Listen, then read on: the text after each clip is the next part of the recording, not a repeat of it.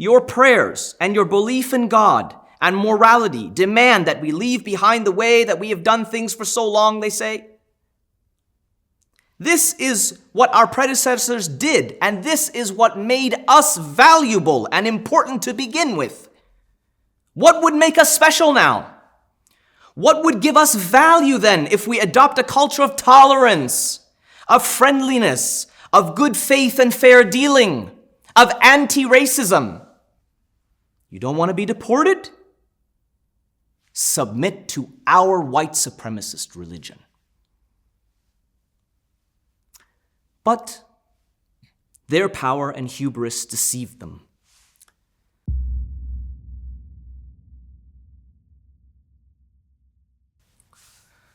أعوذ بالله من الشيطان الرجيم بسم الله الرحمن الرحيم وبه نستعين والصلاة والسلام على أشرف المرسلين سيدنا وعظيمنا وحبيبنا أبي القاسم محمد المصطفى وعلى أهل بيته الطيبين الطاهرين وأصحابه الغر الميامين ربنا إننا سمعنا مناديا ينادي للإيمان أن آمنوا بربكم فآمنا ربنا فاغفر لنا ذنوبنا وكفر عنا سيئاتنا وتوفنا مع الأبرار ربنا وآتنا ما وعدتنا على رسلك ولا تخزنا يوم القيامة إنك لا تخلف الميعاد سبحان رب العزة عما يصفون وسلام على المرسلين والحمد لله رب العالمين.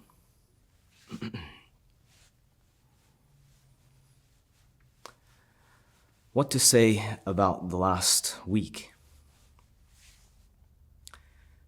In this week, the Secretary of State of the United States of America personally ordered the abduction of Mahmoud Khalil, a prominent Palestinian American activist and a student at Columbia University.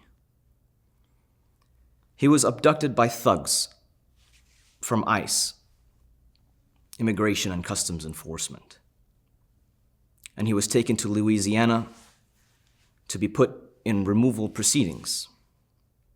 Despite not being charged with any crime, nor having any visa for potential revocation,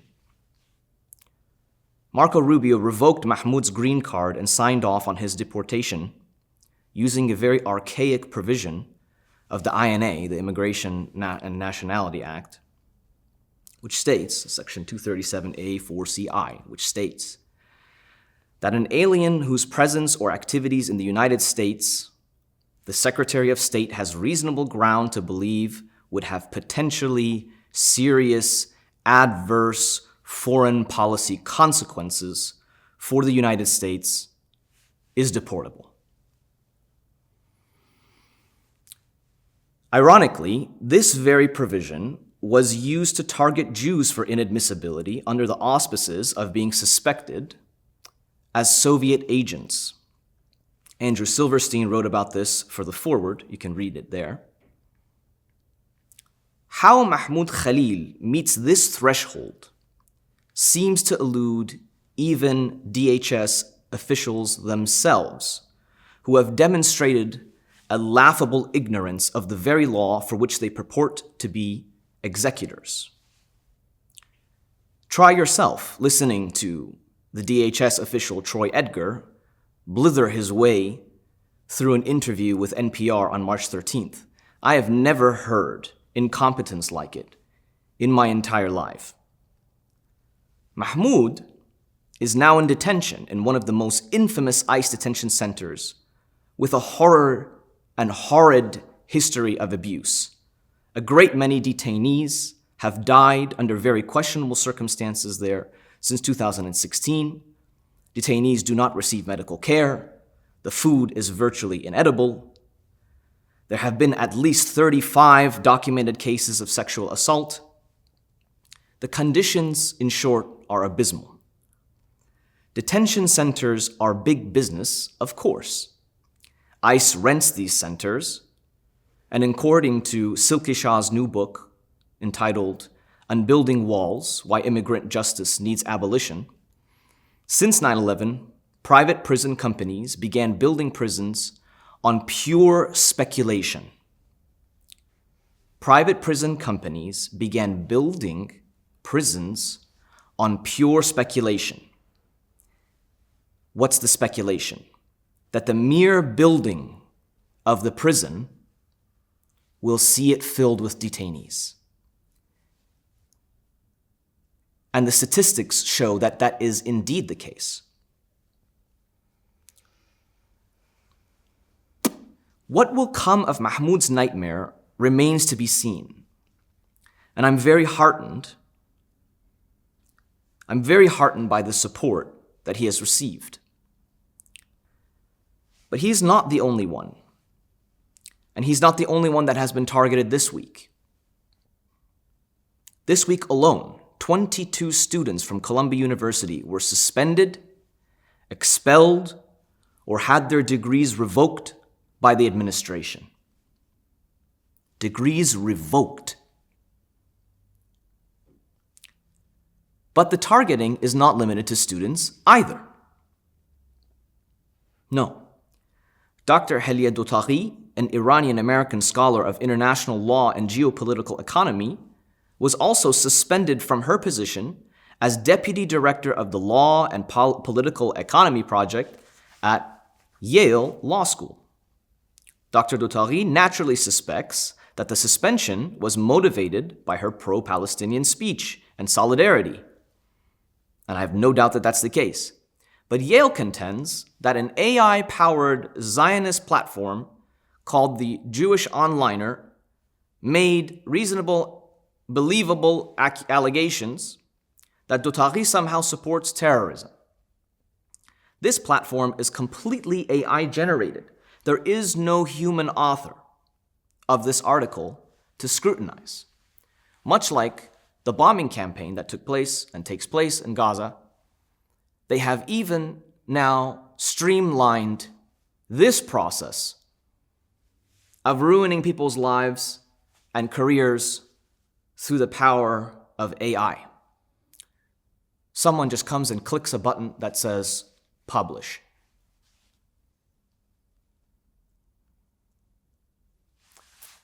In times like this, I turn to the Qur'an to make sense of my world. And I'm sure you do too. Let's do it together. Let us think of the story of Moses, Musa alayhi salam. Musa becomes an enemy of the state, the racist, exploitative state that is ruled by the Pharaoh of Egypt. And he flees this racist state. And he sets his sights on the civilization known as Medan. And he makes a heartfelt prayer.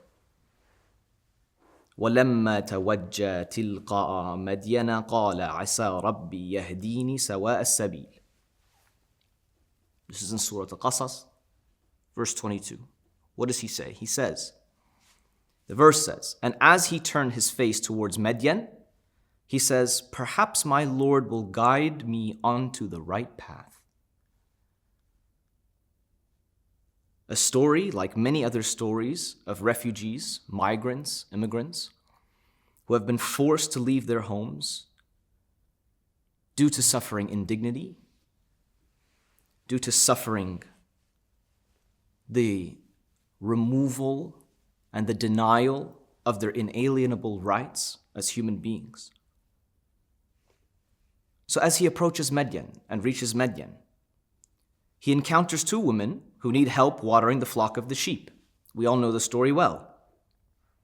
Their old father, whether he is in fact Shu'ayb or whether he is simply an old man of virtue from the city of Medan, he thanks Musa after hearing his story, and this old man grants Musa refuge in Medan from his oppressors. Furthermore, the Sheikh of Medan makes Musa feel at home. How does he do that? He makes him feel at home by giving him a sense of purpose and a source of sustenance by hiring him as a shepherd for 8 years, after which he promised to give his daughter's hand in marriage.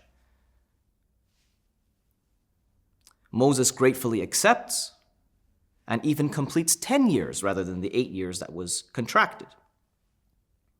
What is of great interest to me is that this contractual style of language in the ayat, detailing the agreement between Musa and this old sheikh of Medan, is really something to behold. The sheikh teaches Musa about the beauty of the covenant of good faith and fair dealing, as we call it in contract law. The covenant of good faith and fair dealing as a basis in civilized society, and as well as the great virtue of honoring a refugee with safe harbor and friendly integration and establishment into a new society. These are the values that none imparted upon Shu'ayb, or this sheikh from Medan. Musa did not demand this, but part of this sheikh's humanity, his value, was that he said, I must uphold the covenant of good faith, fair dealing, and welcomeness to a migrant fleeing circumstances of indignity. Yes, honoring a refugee with safe harbor and friendly integration and establishment. He took it upon himself. During this process, Musa gained spiritual balance.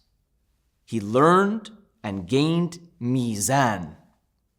His imbalance in the pharaonic world was brought to balance again in the civilization of Medan through the process of tamaddun, through the process of civilization, the essence of which we just spoke about.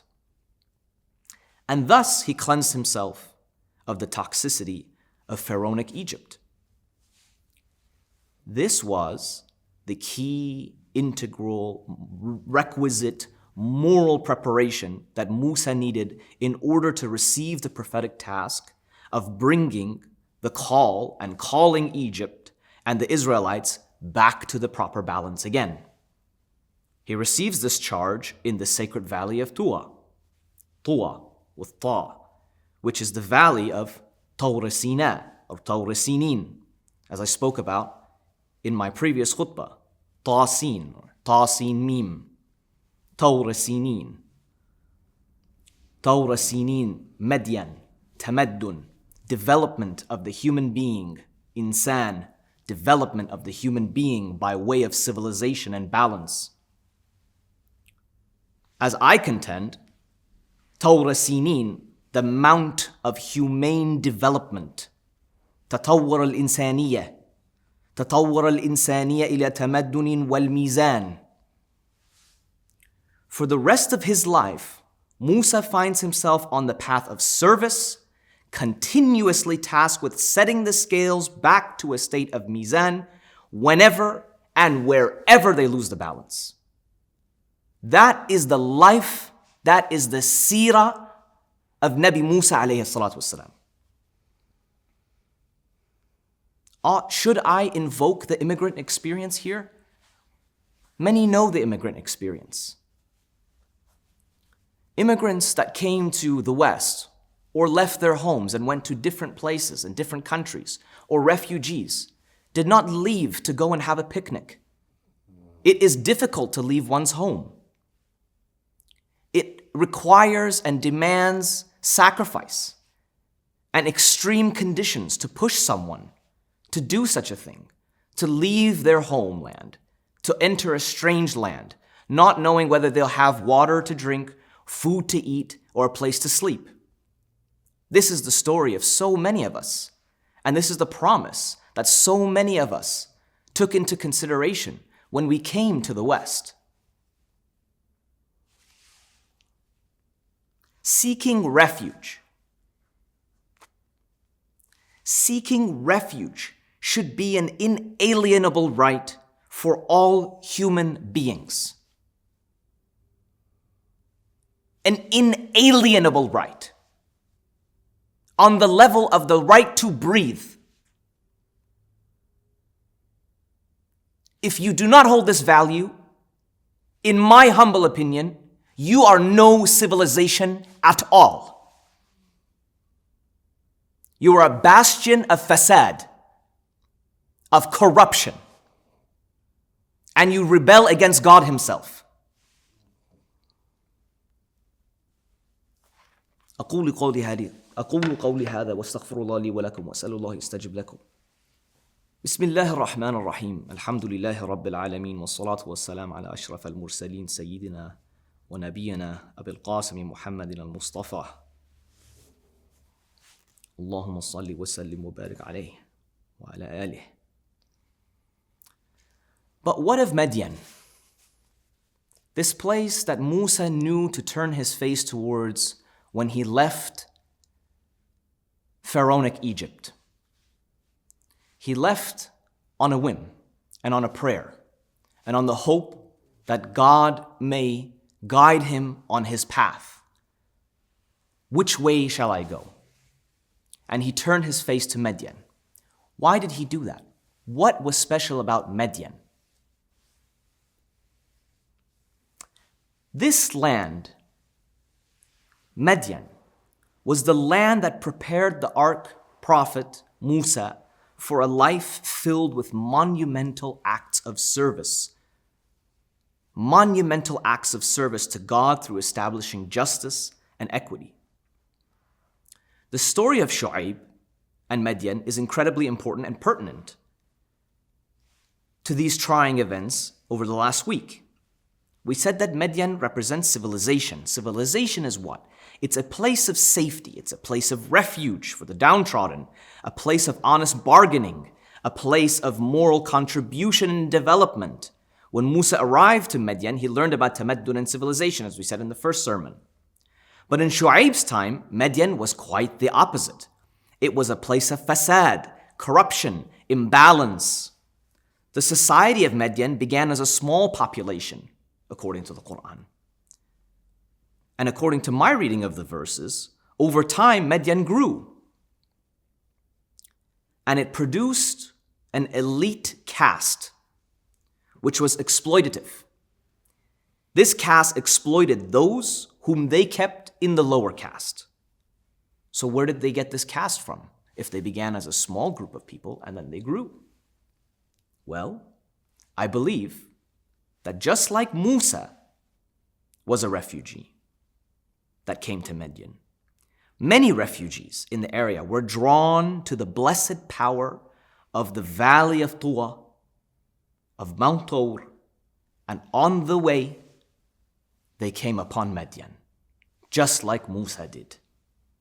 Yes, they found themselves on the path that Allah had put them on, only to arrive in Medan. Quite literally, the elite of Medan were blocking the path of those seeking God's mercy and subjugating them and profiteering off of their vulnerabilities.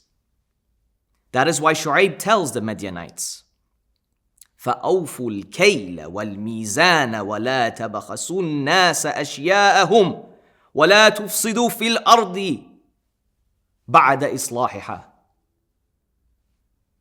Commit to giving full measure and balance and equity, and do not deprive people of their rights and their belongings, and do not cause corruption to the natural and fair balance of life. This is in Surah A'raf. Shu'ayb's demand becomes popular with the downtrodden, and they join him in his belief and his vision for moral reform of this civilization based on fairness and equity. This is a moral intervention in the system of exploitation and bad faith dealing. It's a moral intervention in exploitative systems and bad faith dealing. And this led the Medianites, the elite, to say, Shu'ayb, are you saying that your religious values and ethical values command us to natruka ma ya'budu aba'una to leave behind that system which our fathers developed? أو أن نفعل في أموالنا ما نشاء, that we are commanded through your religious belief, through your moral belief, that we can't do with our property and our money as we like? We built all this power and this money, and now you want to tell me that it's not allowed for us to use it and do as we like? But this is the way of our forefathers. This is the way of precedent. This is the way of our system of living. This is a key point. Your prayers and your belief in God and morality demand that we leave behind the way that we have done things for so long, they say. This is what our predecessors did, and this is what made us valuable and important to begin with. What would make us special now? What would give us value then if we adopt a culture of tolerance, of friendliness, of good faith and fair dealing, of anti-racism? Your moral reform would render us weak and average and unremarkable, like the people you advocate for, the lowly caste. When they lose a discourse, they feign ignorance. This is the pattern. When they lose the discourse, they feign ignorance. And worse, they resort to ignorance and further corruption of the balance. How so? ما نفقه كثيرا مما تقول. We don't understand much of what you're saying. This is a complicated issue. This is a thousands-year issue of history. What is it that you're saying about all of these things of, the balance and morality? We can't follow your arguments. But there's another key. لا نراك فينا ضعيفا. We see you. We perceive you as weak. We perceive you as small. Do they in fact perceive Shu'ayb as small and weak? If that were the case, why this harsh response? They could just ignore it. No, they fear it. They fear this intervention into their exploitative system. And when the elite and powerful know that they have lost the argument, they simply resort to their power imbalance to suppress and punish the badly needed reform. Yes. They wouldn't feel the need to do this if they did not think the reformers had the ability to disrupt and reform their system and bring them back to the balance. Having disrupted the exploitative caste system, the elite of Medan declare a deportation order. Yes, there is a deportation order in the Qur'an. And it was made for all of those who refuse to adhere to the further exploitation. If you don't believe me, it's in Surah A'raf, Surah 7, verse 88. لَنُخْرِجَنَّكَ يَا شُعَيْبْ وَالَّذِينَ آمَنُوا مَعَكَ مِنْ قَرْيَتِنَا. We will deport you. We will expel you. We will remove your degrees. We'll take it all back because the power is in our hands. The only way we won't is if you submit to our religion again. If you submit to our worldview again. You don't want to be deported? Submit to our white supremacist religion. But their power and hubris deceived them. God destroyed them, and destroyed them such that only those loyal to Shu'ayb were protected, and it became as if the elite never even existed. When Musa comes and speaks to Shu'ayb, is there a discussion, or the Shaykh of Medan. Is there any discussion between them about who used to live here? Perhaps, but not in the Qur'an. The one who meets Musa at the gates of Medan is a man of good faith dealing, is a man accepting of refugees. That is the leftover inheritance of the Shu'ayb civilization and reform. Whether it's Shu'ayb himself or whether it is someone else from the civilization, doesn't matter. In fact, it's almost better if it's not Shu'ayb himself, because it proves that the moral reform that took place during Shu'ayb's time made Medan the safe harbor that Musa needed, that Musa then sprung from as a liberator, as a reformer, as one who sets the balance, sets the scales back into balance once again. As such, Medan became a civilization that was committed to balancing with a moral equity. وَازِنُوا بِالْقِسْطَاسِ الْمُسْتَقِيمِ. Balancing with a moral equity. This was the civilization that Musa encountered, friendly and helpful to the wayfarer, a place where one could regain their dignity and realize their God-given purpose. So back to Mahmoud Khalil. What does Mahmoud Khalil represent to Marco Rubio and the United States? What does he represent to them? They tell us, due to their provision that they wish to deport him, that he somehow seriously endangers American foreign policy and American foreign policy interests. And essentially what that language means is the very essence of our nation is in danger by the existence of this man in our midst. So the United States of America was happy to give this man, Mahmoud Khalil, this Palestinian man, who, mind you, was born in Syria as a refugee because Western powers and imperialism drove him from his home, whom had to leave Syria because Western imperialism destroyed the nation and the entire region around it, in order to seek education, to set back the scales of balance right in his homeland. But not just in his homeland, in every place that he is, including here in the United States of America, where he spent his time as an activist, upholding the rights of American people and people in general, irregardless of their labels.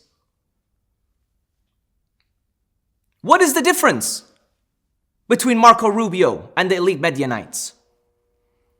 What is it that Mahmoud Khalil represents that the American people do not and have not yet understood? Listen clearly. Mahmoud Khalil represents everything that America could be as a civilization. That is exactly why the government is working so hard to deport him. It is why Colombia has expelled its most morally dedicated students.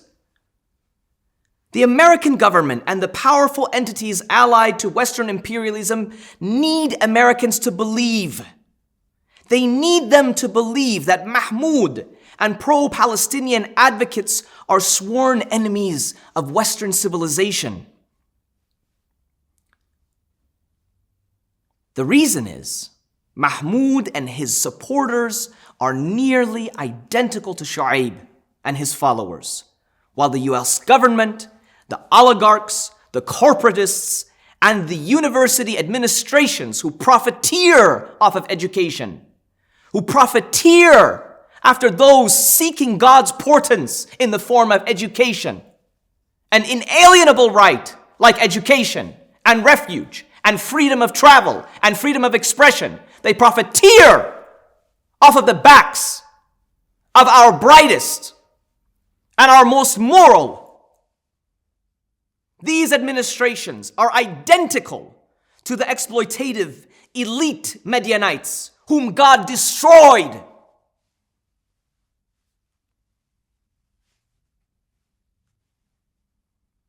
It does not shock me to hear that Mahmoud has busied himself in the detention center in which he is, the notorious detention center in Louisiana. He has busied himself helping detainees fill out their forms who don't speak English very well, and giving his own food to his jailmates.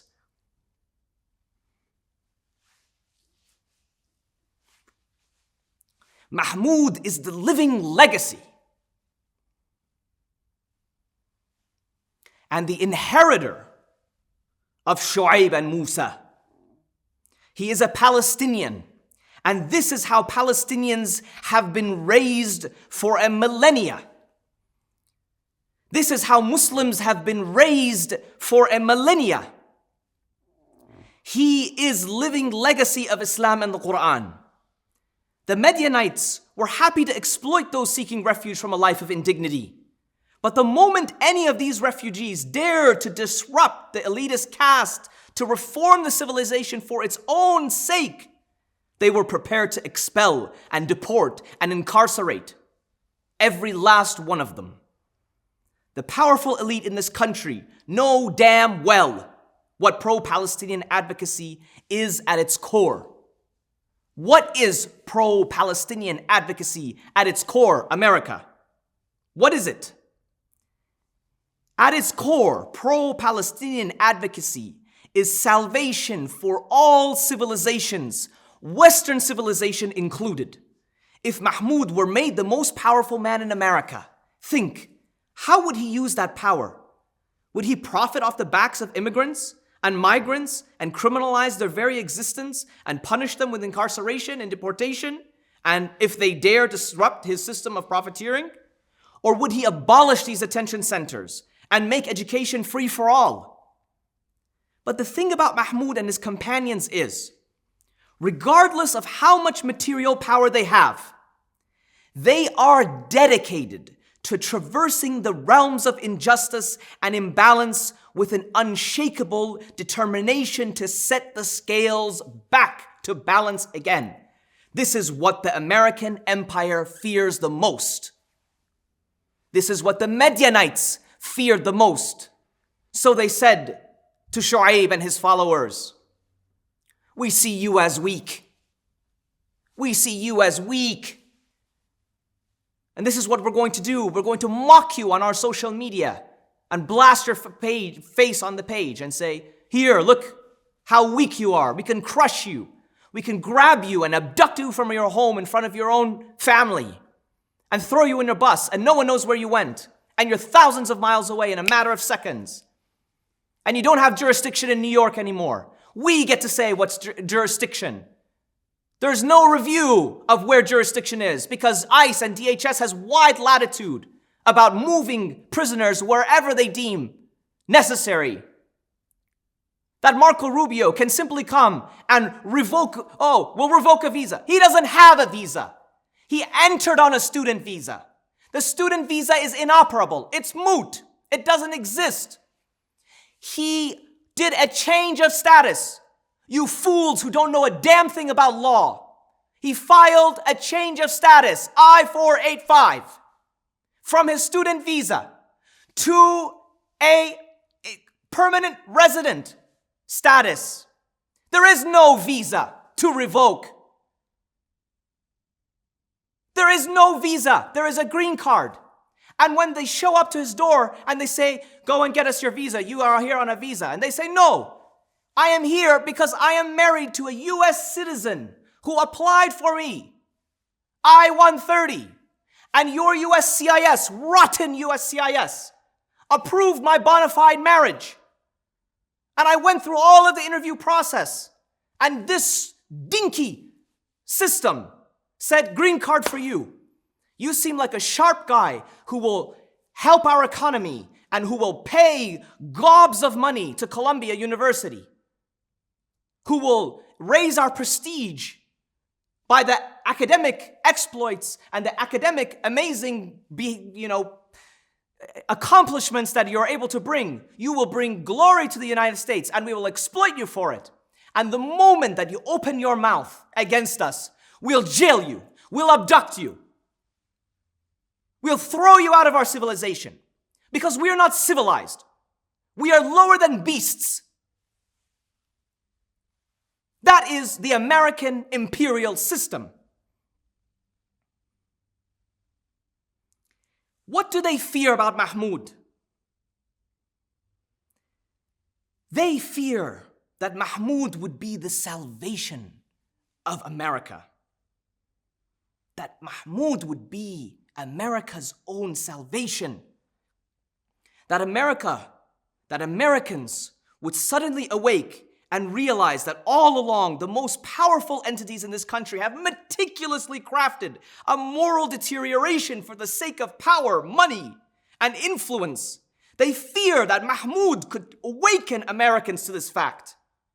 That America is on the brink. Mahmoud could awaken Americans to the fact that America is on the brink of cultural suicide, as Arnold Toynbee puts it, which makes civilizational collapse imminent and inevitable.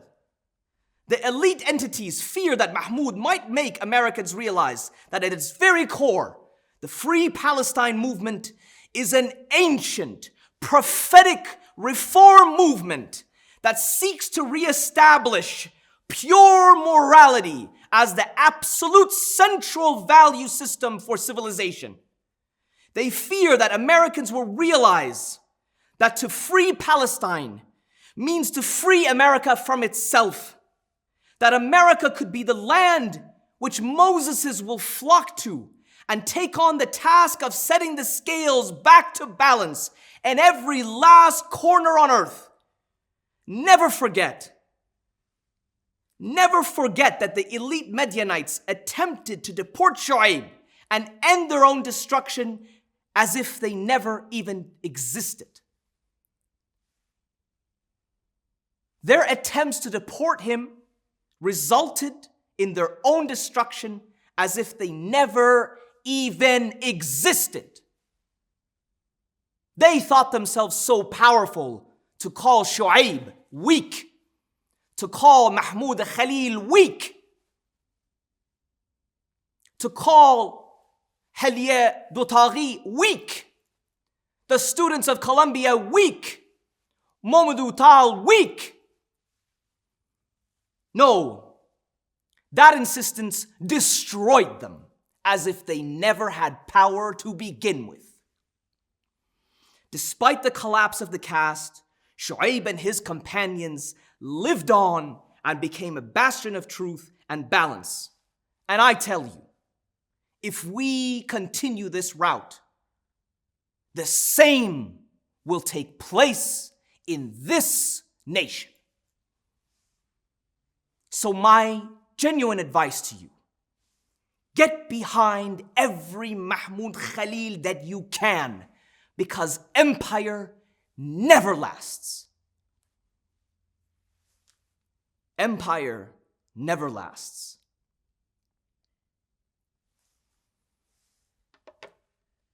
Before we end the sermon,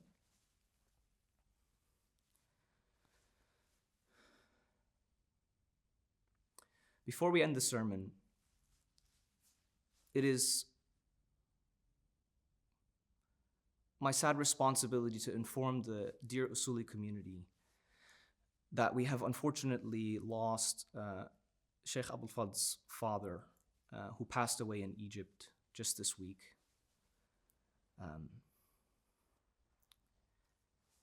He was a great man who raised a great man.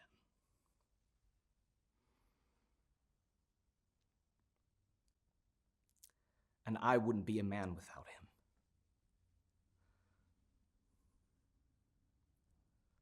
So I hope you join me in reading the Fatiha over his soul, praying for his forgiveness. And for those of you who pray along with us on the live stream, if you would like, please stick around and we'll pray Salat al-Ghaib over his soul all together in Jama'ah, Ya Rab. May Allah accept from him. May Allah May Allah grant him Jannah. May Allah forgive him in this auspicious month, this holy month of Ramadan, which Allah has kindly and generously chosen for his demise. May Allah accept from you all. May Allah forgive our sins. May Allah make us of those who will support Mahmoud Khalil to the end. May Allah make us human beings who are dedicated to human development and human morality, to guide us on his path, and in each place where there is an obstruction to Allah's portents and guidance and beauty and kindness, that he gives us the strength and the guidance to remove it and to continue to set the scales right.